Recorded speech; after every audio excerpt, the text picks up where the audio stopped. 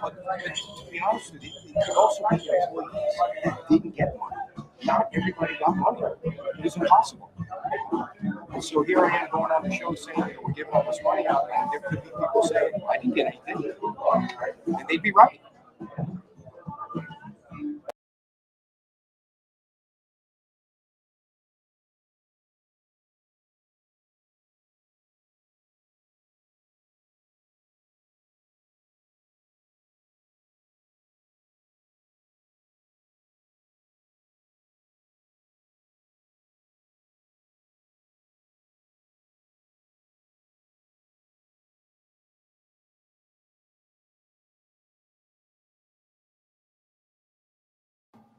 Hi, welcome to Key Questions for Key Staffers. My name is Jim Atterholt. I'm the Vice Mayor for the town of Fort Myers Beach.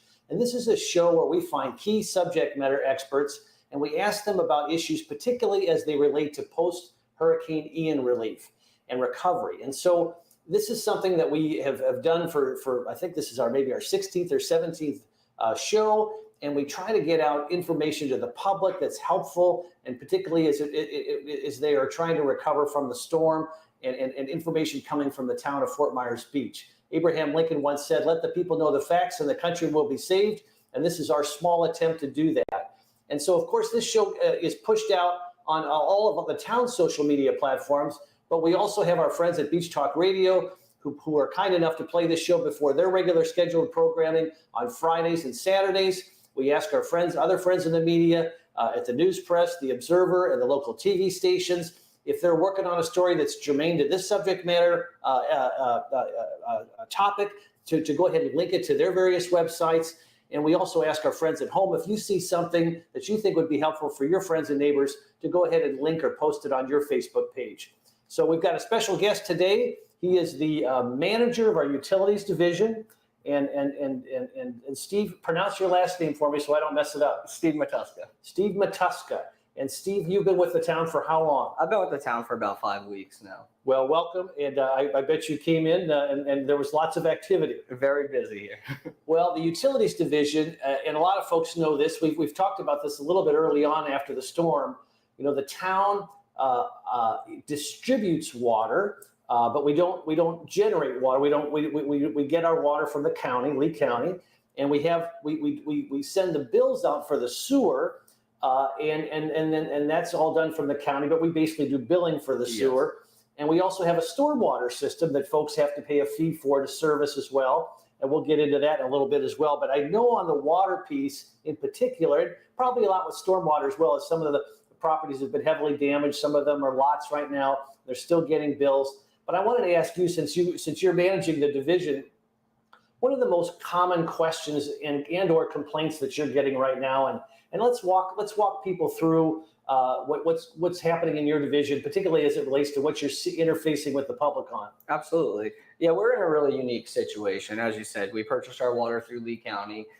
It's a very good situation that we have here because we have a steady supply of water coming in. We don't have to retreat the water or anything like that. We basically have 2 tanks on island and one marina station at Moss Marina. When you say tanks, you need storage tanks. Actual ground storage tanks. We got a 500,000 gallon tank on one end of the island and a 1,000,000 gallon tank on the other end of the island. And we do that because if you want just to have just a little bit of a reserve, so in other words, it just can't be pumped onto the island. That way, if there's a particular demand, you've got a little storage to serve the demand. It helps out. I mean, we have a lot of resorts that are over a couple stories tall, so it helps out when demands change based on seasons.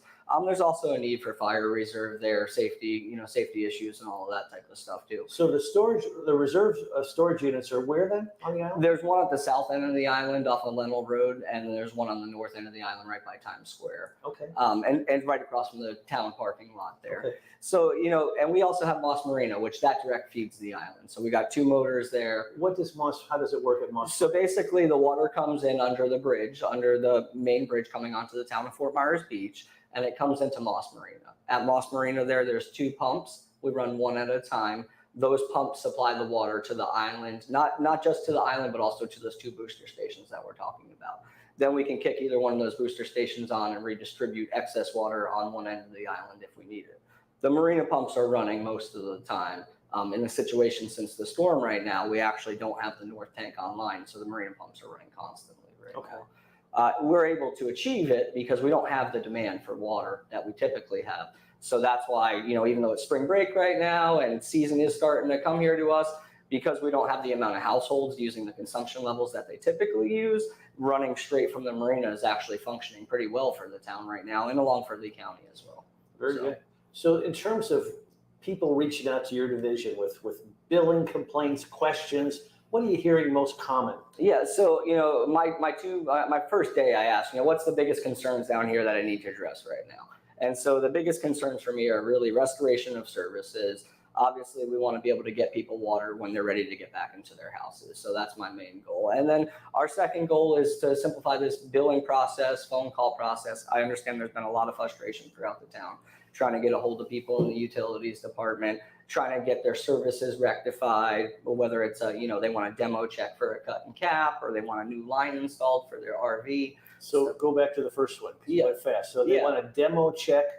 Some people want a demo check if they're demoing their properties, and we're requiring them to cut their water service so that way it's not destroyed during the demolition process. Did they do that through a plumber, or does the town do it for them? So they have to do it with the plumber on their own. And it's really important that people do it, because what we're trying to avoid is contractors going out there, whether it's demolishing a business or a resident.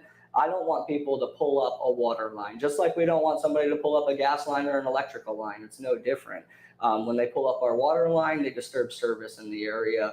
Then we might have to do potential repairs to a certain area, a centralized area, maybe a whole street would have to be shut off. It depends on the situation. So what does a plumber in essence do? Do they take out a section between the home and the street, and then they cap each end? So what they're really doing is they're cutting off the water line on the customer side of the meter. They're usually putting a 90-degree elbow on it and bringing the pipe a couple feet above ground so you know where it's at when you need to access it. That's the smart thing to do, and I highly encourage everybody to do that. And then they're just capping off the line right there. Okay. So prove to us that our guys can visually go out, inspect the service, see that the line's been cut off from the house, and it's capped, so there's no way that anybody's going to hook back onto it very easily. So if you apply for a demo permit, is that part of the permitting process? It is part of the permitting process, and then the utilities department is following up with the inspections to make sure that these properties have been capped before the demolition actually proceeds. So the line from the home get elbowed up. What happens to the line from the street? The line from the street remains in place. They just cap it then? Yeah, we mark the meter box.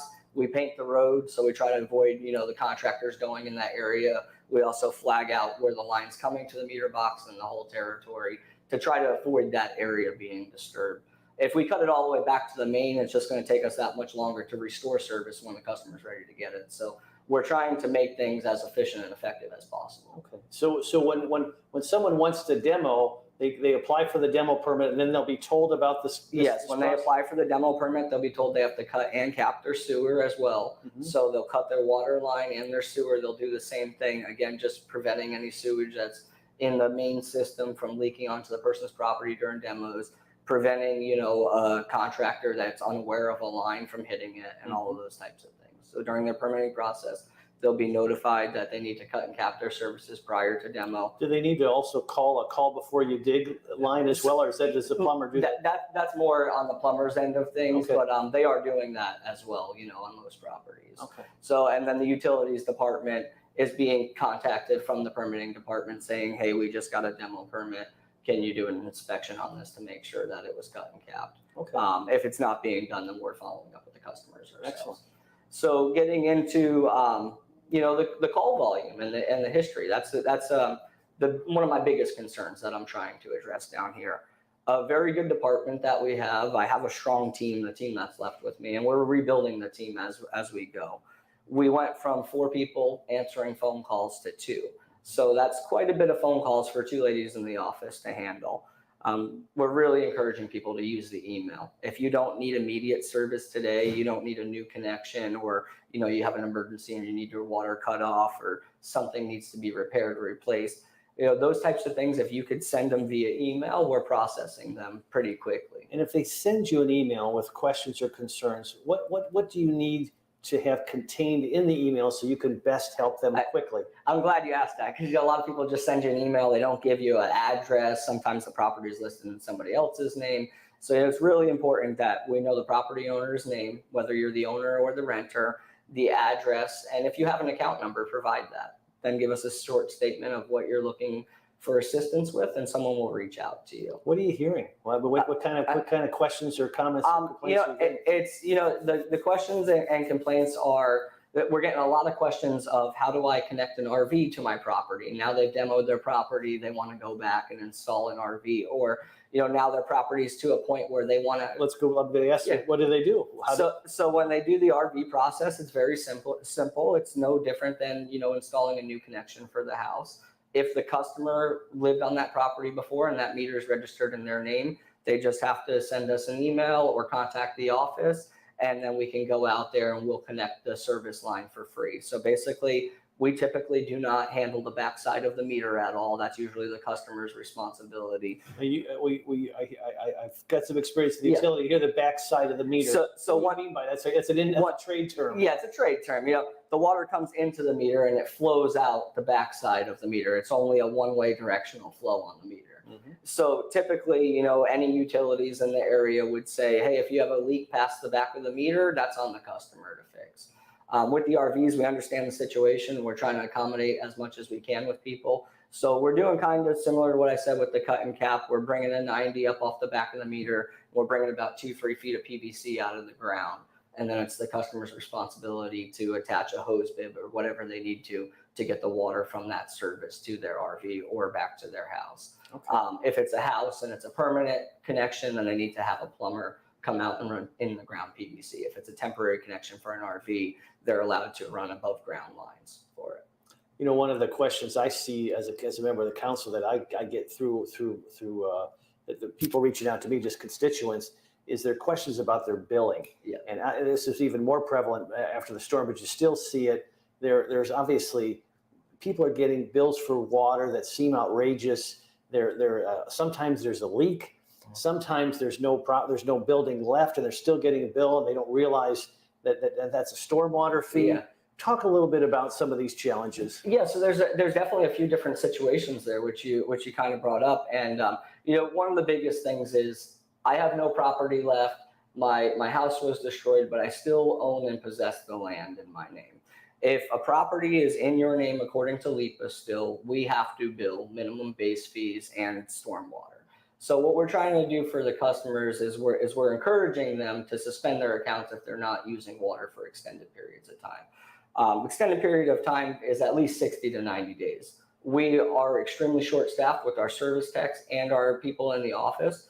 I've hired additional staff for both of them this past week to try to help out with that. But we don't want to have our service techs go out there and shut off someone's water and 10, 15 days later, they want to have their service restored.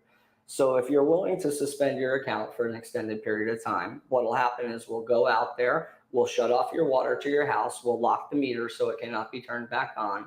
And then by us suspending your account, we know that there'll be no leaks, we know that there'll be no high water consumption.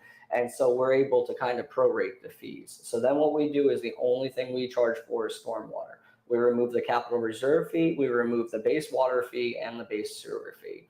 We can only do that if the account is completely suspended. You can email us for that. You can contact the office for that via phone, however works best for you. But if you notify us that you would like to suspend your account because you're not going to be staying on the property, I highly encourage that. That's the easiest way to slow down the utilities bill that's coming in. That's helpful. And just so folks have a sense of this, and many folks do, the stormwater fee, a few years back, before I was on the council, but maybe, 5-8 years back, the town of Fort Myers Beach established a stormwater fee, and it's based upon the surface area of your property. So everybody contributes, because obviously when the water hits, it's got to run off somewhere. We try to direct it back into the bay through a very elaborate system. And then the system's gotten much better over the last few years, and we're still working on it. We'll get to that in a minute. But so everybody contributes to the maintenance of that system through their stormwater fee. Even if nobody's there, you still have service area that's contributing to the runoff. Is that a fair summation of what we're at? That's very fair. And it's, we have multiple homeowners that own multiple properties. And so they get confused of why am I charged $35 on stormwater on one property and $70 on another property. Mm-hmm. And like you said, everybody's contributing to the runoff and to the permeable surface of the stormwater system.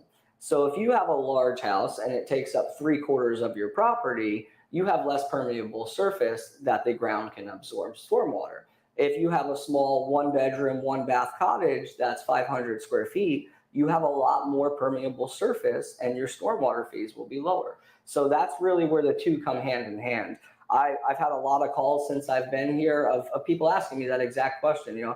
I own 2 properties, they're similar square footages, but I get charged 2 different stormwaters. Well, maybe the one property has shell or rock for a driveway and the other property has concrete or blacktop for a driveway. So, we're evaluating the whole size of the property, the pool, the driveway, the housing structure, what prevents water from permeating into the surface. Right. So it's not just the size of the property, it's how much blockage there is Exactly. that prevents the water from draining naturally into the ground, and hence the term permeable. Yeah, it creates the unpercolation of the water. So the water has nowhere to go, and then it goes onto the property next door. So that's kind of where the stormwater fees come in. What about the folks that have a leak in their pipe and they're just getting these crazy water bills through no fault of anybody? It's just this the way the system. It seems like the town has, when they come out and they do an analysis, they see a real leak and it's based on the storm. They've been very forgiving in those situations. Is that still the case? Yes, that is still the case. And I'll tell you, I've had a lot of experience in meters. I was part of Lee County when they went through the whole AMR meter, which is basically the automated meters that we use here at the town of Fort Myers Beach. We are on the 15th and the 16th and 18th series of these meters. So they have been around now for about 15 years. They're very reliable, very good products. The cool thing about the meters that we have, as soon as somebody reports a leak to me, I'm having one of our techs go by, they drive by, they download the reads off of that meter, and it gives them a 90-day history. It gives them a daily history, an hourly history. It also does leak detection, high usage reports, all of that stuff. And they can do this, the techs can do this without even getting out of the truck. Absolutely, yeah. They literally just have to drive by the address, pull up their iPad, type in the account number, and they populate this information. Were we using the automated meters right after the storm? Were we actually reading them? It seems like we were reading the meters by hand the old-fashioned way for a while. Yeah, they have been implementing them over the past few years. On the entire island, there's about 6,900 meters or so. And out of those 6,900 meters, about 6,600 of them are automatic. So there's only around 270 that are left that need to still be replaced. And when we say automatic, they still have to drive by. In other words, they are driving by and they're electronically, the data be transmitted. In other words, we're not doing any estimated billing, correct? Yeah, no, we're not doing any estimated billing. So they're Bluetooth devices. So they do pick up wirelessly, but they don't have a range, that's a large range. You have to go up and down every street and pick up the reads. The only time that we're estimating is when we're having billing issues with certain accounts. And we're trying to eliminate that by bringing in some new software to help us kind of optimize what's going on. The meter reading software is from about 2004, and that also populates a billing software that's very out of date. So we're trying to simplify those two things to make it more user-friendly, but also to prevent us from having to do things like bill estimates. I know after the storm, a lot of customers were complaining that they got high usages because of estimated bills, and they used their last 12 months history because that was all they had to go off of at that time. We're no longer doing that. We are still issuing credits. On credits, we're only going back 90 days. If you're calling us about a credit that goes all the way back to the storm or all the way back to October or November, we're not going to be able to credit that far back or that much back. We do have a threshold of a limit. As you said, we purchase our water. So we pay a price for our water, so we can only discount it so much for the customer. So we do have a threshold of what we can refund to each customer. And that's part of the reason that we're only allowed to go back 90 days or so as far as billing adjustments go. What else are you hearing in terms of inquiries when people come to the trailer? What are you hearing from people? We're getting a lot of people that, they couldn't get a hold of anybody for a while. So they had auto payment set up and they've got new credit cards or they've changed addresses. So a lot of people just want to change their account information. Maybe they had a renter on the account and they want to get their renter's name off of it. So I'm seeing a lot of people changing addresses, changing, who the owner of the property is, and just trying to change their billing information in general. The billing portal online is very good to process a credit card payment. It does charge the 3.5% fee, but I also want to like let the customers know that if you call the office and you give the girls a credit card over the phone, that also adds a 3.5% fee. So I encourage people to really utilize the online portal. That way we can free up the phone lines for the important utilities calls. So the fee has been a point of contention over the last couple of years. So if you choose to pay via check, there's obviously no fee. Yep. If they withdraw, do you have the ability to withdraw from your bank account? Yeah, and I would like to touch on that as well, because a lot of people think, hey, I can put a credit card or a debit card on file and withdraw from my bank account. If you're going to withdraw from your bank account, I highly encourage you to use a check, because when you set up the automatic bill payments, if it's set up with a credit or debit card, it'll still charge you that 3.5% fee. When you say use a check, you mean use your checking account Use number. your checking account, bring us a voided check so we can set up auto pay for you. And there's no fee for that. And there's no fee for that. It's the simplest, easy way. You make sure your bill gets paid and you don't have to worry about the process. So the only fee comes in is when you use a credit card. Yes. And a debit card, or just a credit card? Credit or debit card, and no matter how you do it. If you use the auto pay, you pay over the phone, you pay through the billing portal.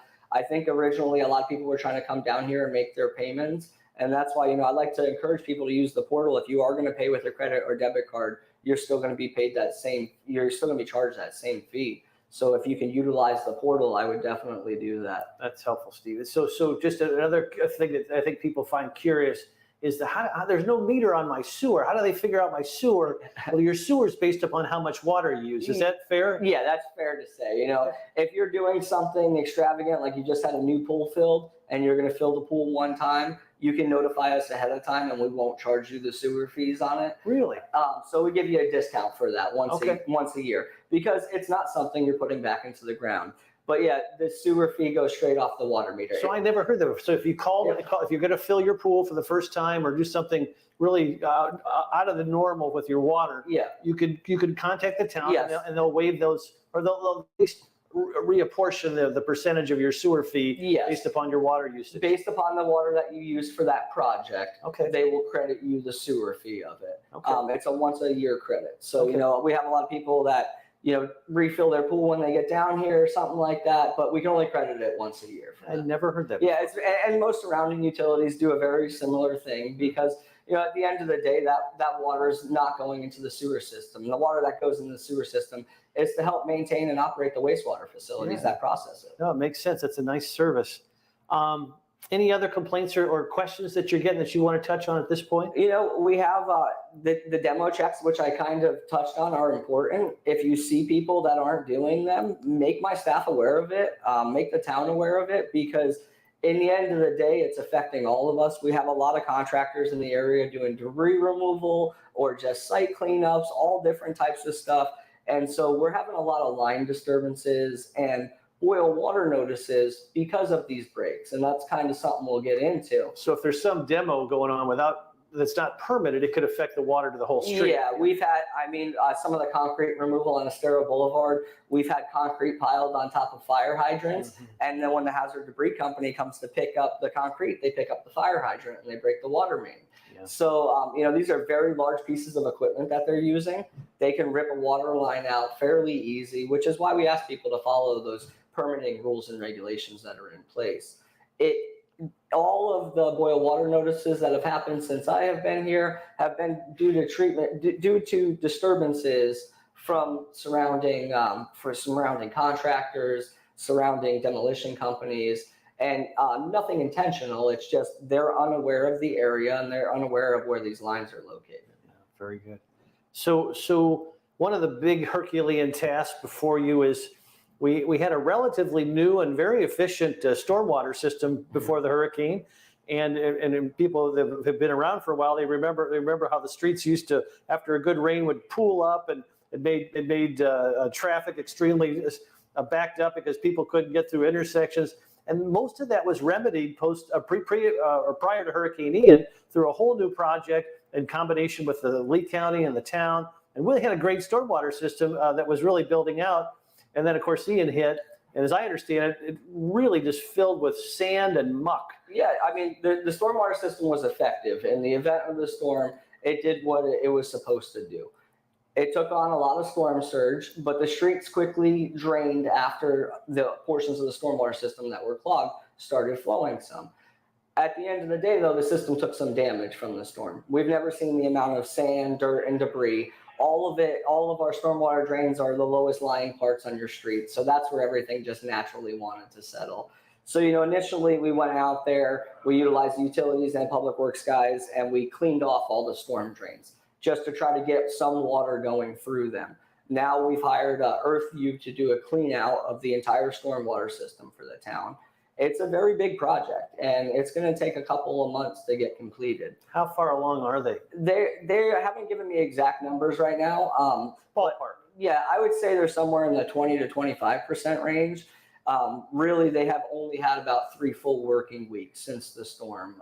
We've really just got them up and running within the past month. Are they focusing first on the areas that are most likely to flood when the rainy season comes? So I keep getting, it's a great question. I keep getting it from a lot of residents. So the first priority is cleaning all the in-ground outfalls, all the boxes and pass-through boxes. Let's define some of these terms. Yeah, so we have concrete boxes that have the metal grates on top of them. The large 48 by 48 inch grate, you might have one in your street, you might have one in your driveway. You also have on the side of a sterile boulevard, the openings on the curbs that drain into the stormwater system. At the ends of a lot of the canals, we have duckbills, which is basically a rubber diffuser that's attached to the end of a 24 or 36 inch pipe, a large pipe here. And that keeps the tidal water from coming back into the stormwater system and affecting it. It allows water to drain into the back bay, but it doesn't allow the back bay water to come back onto a sterile boulevard. So you have all of these boxes and you have drainage pipes that pass the water from one box to the other.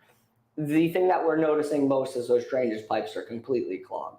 They were compacted with wet, hard sand. The sand's dried out and it's nearly impossible to get it out. So we're using VACCON trucks to wet the sand down, jet out the lines, and then we're going back and we're vectoring out the lines so they're clean. So they go in, they wet them down, and they push them through a power washer. Yeah, so it's like a reverse power washer. It has a head of a jet that pushes, and the water pushes in reverse to propel the head of the jet through the debris.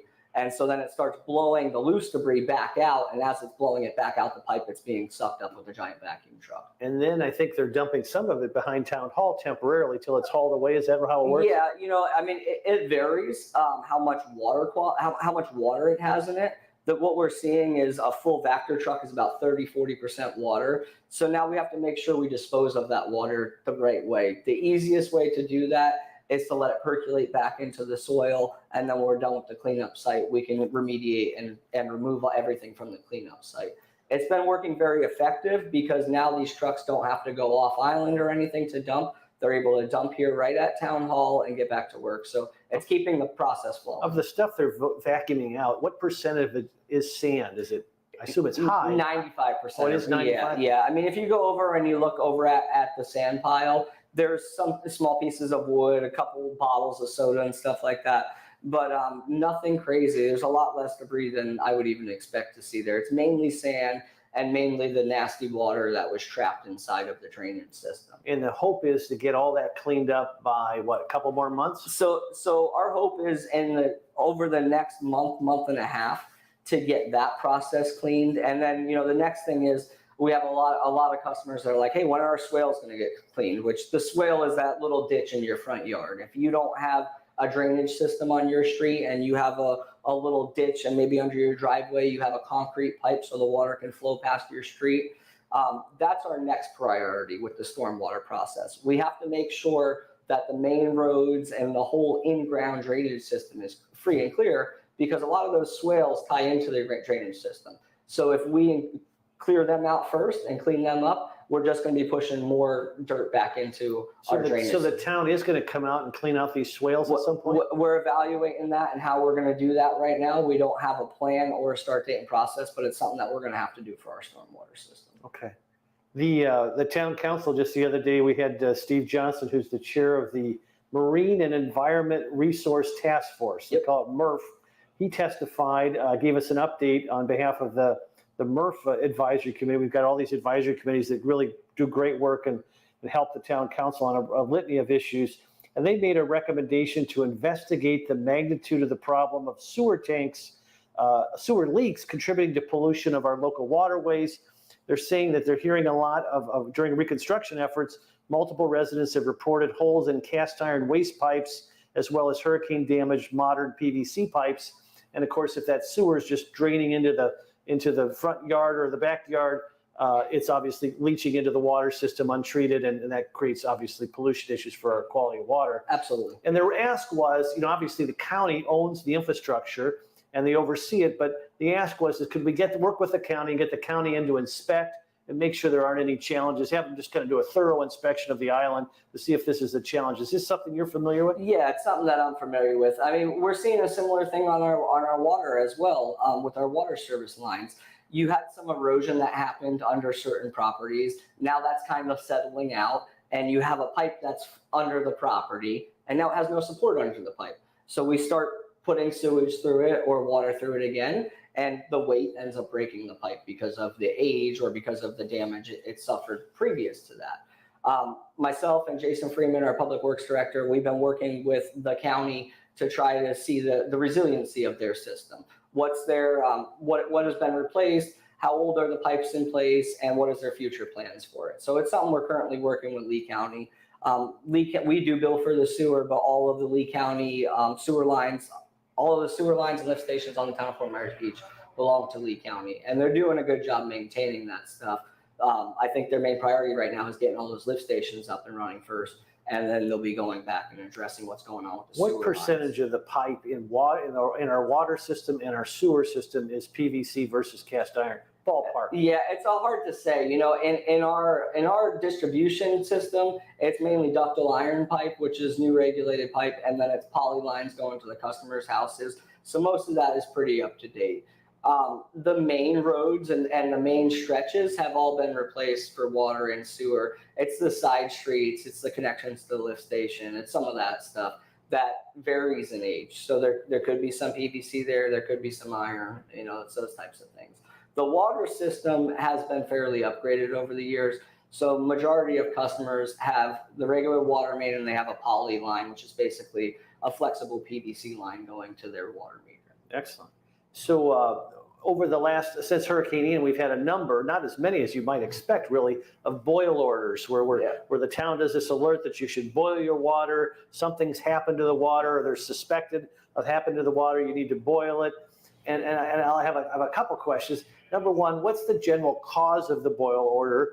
And then I want to talk a little bit about one of the things I don't think we do a great job of communicating is, what does it mean when we have a boil order? What's the actual? Can you take a shower? Yeah. Can you just not drink? But let's start with what causes these boil orders, particularly post-Ian. Yeah, so if we're talking about a water line that supplies more than just your house or more than just one property, I'm not talking about a small water leak in the front of your property. I'm talking about when you have a 6-inch or a 12-inch line that's under your roadway that breaks, or that's on the side of an easement that breaks. Anytime a water main is exposed in the ground, which means it's broken, it's cracked, it's leaking, to the point that any chance of debris or bacteria could fall into it, you got to protect your customers. And so that's where the boil water notice comes in place. We're trying to rectify that situation by addressing as many of these leaks as quickly as possible, and by trying to make sure that our mains are in good condition as well. So really, it's a precaution, and that's what it comes out as, a precautionary boil water notice. The water is safe, but we don't want to say, hey, it's safe to drink, because it could have got potential contaminants. It could have got debris or soil inside of it. It could have had workers' hands inside of it, maybe PVC glue. So there's a lot of variations to why we do a boil water notice. So in the state of Florida, the standard practice is, if you have an exposed pipe that was damaged like that, whether it was, preventative maintenance or something that happened accidentally by a contractor, you have to do a 2-day boil water notice. And that involves us grabbing some bacteriological samples, hiring a lab to test them, so it's coming from a third party, and saying, yes, this water is safe to drink for our public. During a boil water notice, what you should be concerned about, you should make sure that you're boiling the water before you eat or drink it. That's the main thing. It's safe to shower in. It's safe to give your kids a bath in. You can use your water outside as you please. But the main concern is consumption there. We're just asking, out of precaution, try not to consume it for a couple of days while we're working on the project. That's great counsel, and I would encourage you to work with our PIO to sort of put some of the additional language in there so people, now there may be a situation where it's much more severe than that, Yeah, but a precautionary boil order is what we've had, yeah, and that's where you can still shower and yeah, absolutely. And and it will always come out if it's more serious than that, as if this is a mandatory boil water notice. So that's the difference. One's a precautionary, And the other is a mandatory. so if you see mandatory, be a little more careful. Yes, I would definitely be a little more concerned. I can't say what it would be. There's many things that can trigger a mandatory boil water notice, but a precautionary is every boil water notice that we've seen here in the past few months. That's what's been happening. And there hasn't been all that many considering what we went through, quite honestly. Yeah, The system's held up pretty well. And we're noticing that we have waves of it, just like anything. Mm-hmm. We'll get a little settling and we'll have one neighborhood that'll have a couple breaks over 2 weeks. And then we won't see anything for a little bit of time, and then it'll be on a different area of the island. How do you target communication if it's just a neighborhood and not the whole island? Customers are really good. When people see water on the ground, they're really good at reporting that. I always highly encourage customers to report that. If you think water or sewer is touching the ground, try to get in contact with our office, try to get in contact with me. And I encourage people to use the code red, which I'm sure everybody's aware of on the island by now. And if you're not, it's a way to easily be notified of any, emergencies in the area. And they also send out every boil water notice on code red. What's the code red? Talk about it. So code red is an app that we use. It sends out, state emergencies, local emergencies. And basically we can use that as the town to notify the public of something that is severe. It doesn't necessarily have to be an emergency, but we utilize that code red for boil water notices. So anybody that signed up and registered for that, even if you're at work or you're not on the island, you will get a notification, especially if your property address is affected. And so it'll let you know, hey, there's a boil water notice. This is the expected period of time for the boil water notice to last. And then it'll also go out on code red when the boil water. And this is a public app? It's a public app. You can download it through the town's website. Is it a state agency or a federal agency? It's a federal company that operates it. They don't require that utilities use it, but a lot of utilities, the smaller utilities, especially like us, and there's no charge to download the app or to utilize it? No, there's no charge to download the app. It's not in the app store, so you do have to go on the town's website. They got a QR code you can scan on the town's website and download the app. I've never heard of that before. Yeah, and that's why I wanted to put it out there to the public, because immediately everybody on the island is going to get that notification through that service. So if you have a precautionary notice and it's just in a neighborhood, how do you, aside from the code red, how do you notify just that neighborhood without kind of shutting the whole island? So the cool thing about code red is it allows us to kind of use Google Earth, and we can circle a street or two streets and just implement a boil water notice on a certain area. So when you assign your address or your property address inside the app when you're setting it up, if you're affected, you'll be notified. If you're not affected, you won't be notified. What about the folks in that neighborhood that wouldn't have the code red app? How would they be notified? So they're notified. We put signs on every street when we do a boil water notice. We also try to tag every door. Oh, you do? Yeah. Okay. Sometimes you get when we have a larger area, then we'll put signs at the beginning and the ends of the island to try to let everybody know. We also have to notify all the news stations around, so it's publicly broadcasted on the news. And the banner at the top of the town website will always say boil water notice if it's in effect. Okay, very good. Is there anything that we haven't touched on in terms of issues or information you want to get out to the public? Because it's such a great forum to get out information. It's a great format. I really appreciate you giving me your time today, Jim. I think some of the things I wanted to touch on is people setting up new accounts. What do they need to bring with them? People finally show up here, they get some time to talk to us and get their new account set up. Make sure you're prepared to make a deposit. So typically our deposits start at $165, depending on if you have another property on the island or not. Be prepared to make a deposit and have it like a security deposit? It's a security deposit if they haven't set up an account or anything. Okay. We got to put a water meter there. It's basically a deposit on the water And meter. did they get that back when they close out the account? When they close out the account permanently, they will be refunded that deposit. Okay. It's very typical, LCE, CFPL, they all do the same types of deposit on their meters and their equipment. It's to protect the equipment in case something happens to it. So we ask you to bring your driver's license too. A lot of people down here know each other, so they want to use that, but we need that documentation. We have to have on file that we got a copy of your driver's license, we got a copy of the deposit. And most new services we're able to start the same day. So it's if you have your information together, it's a great source. I also want to put out there that we've kind of changed the utilities page on the website over the past couple days. Some of the things that me and you discussed today are on there for frequently asked questions for people to reference. I've put my town phone number on there, along with Roxanne, my customer service and billing manager. I put her phone number on there and our email addresses. I'm addressing concerns as quickly as I get them. Do you want to give any of that out right now? Do you have it on your sheet? Yeah, we'll post it on the video. My email is smatuska, it's SMATUSKA @fmb.gov. Feel free to send me your emails with correct questions and concerns, and we're trying to address this stuff as quickly as we can. When should they contact you versus, is it Roxanne? Yeah, either way. If you're having a billing issue or a concern, send me and Roxanne an email. We'll both look it over. We'll both get it addressed. I'm trying to help the ladies out in the office as much as I can. We just hired another customer service person this week. We're bringing in some temp people next week to help us out with the call volume. So we're trying to get the calls flowing. I understand people's frustration. They want to be able to get a hold of somebody. And so I'm trying to make myself as available as I can to everybody. So, but in a perfect world, in terms of getting your issue addressed, you prefer email. Yeah, if it's a billing issue, if it's something that prefers service today, like a new connection, a leak, an emergency, calling us is really the best way. But if it's a billing issue and you can put your name, address, list your issues, then it makes it really easy for us to look up your account, justify what's going on, and even send you some supporting documentation, sending you the meter data along with it, like we talked about. I know when I've been responding to customers, I've been kind of explaining the last 90 days, but I've also been attaching 90 days of usage history, so they can look hand in hand at what I'm working with.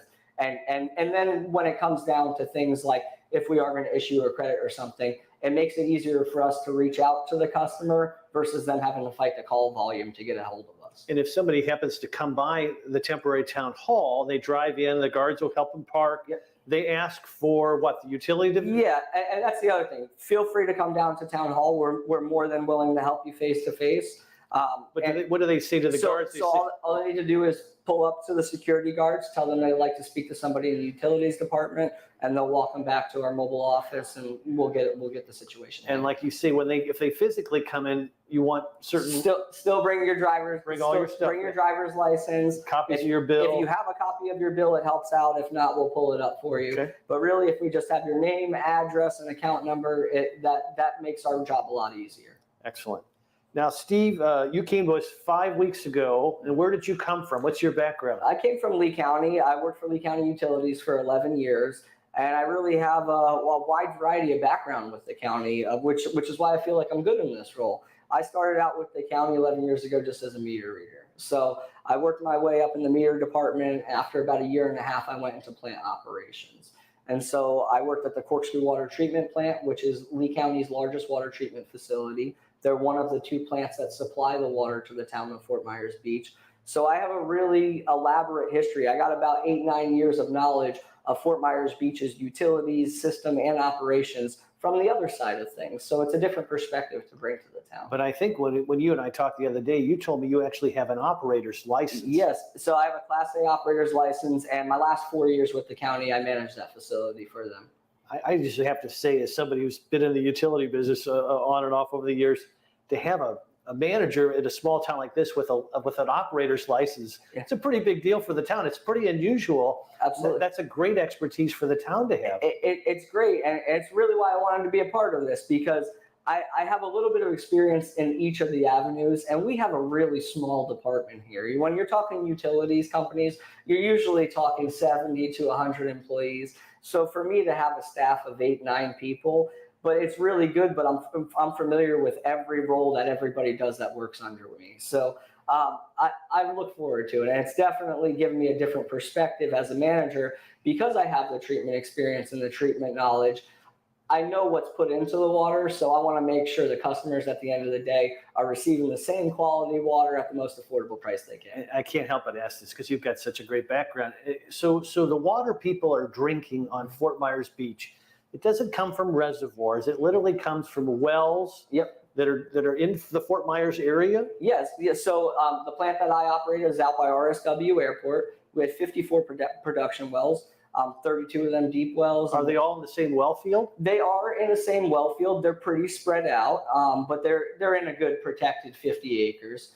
And each one of the Lee County facilities has their own wells. Now, I worked at a very large plant, so we did have 50 wells. Most of the other Lee County facilities have 10 to 15 wells. How deep are these wells going to get the water? It depends on the deeper you go, the worse quality you get out of it. The worst quality? Yeah. And how does that work? You get more salt content in it, so then you get things that are harder to remove, and they cost more time and energy to remove them. It increases production costs. So usually the deeper you go down, the closer you get to like a brackish water or more of a salt water, which makes it harder to treat. A lot of the water that we're treating is mainly fresh water. It's easy to remove the salt from the process. And is that all that needs? Is it pretty fresh? Is it pretty clean that when it comes out of the well, or does it just have to be other things have to be done to treat it? Due to rules and regulations, there's a lot of other things that need to go into the treatment process. But does nature filter it to some effect? Some effect, yeah. The aquifers do have some effect filtering it. Really what gives you your different treatment is that variety of wells. Like I said, 54 wells.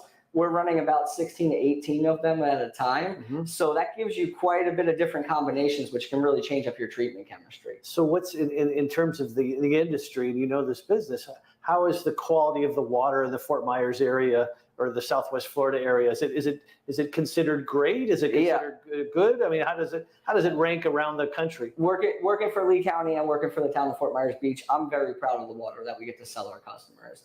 3 years ago, our water won best tasting in the state of Florida and went on to a national competition. Did it really? Where it held on pretty well. My water plant that I worked at last year won most outstanding water plant from American Water Works Association.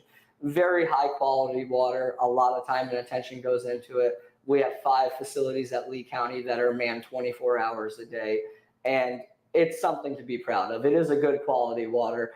And people definitely notice it when they come down here. They say something about it. So I hate to ask you this, but so do people need to filter the water down here?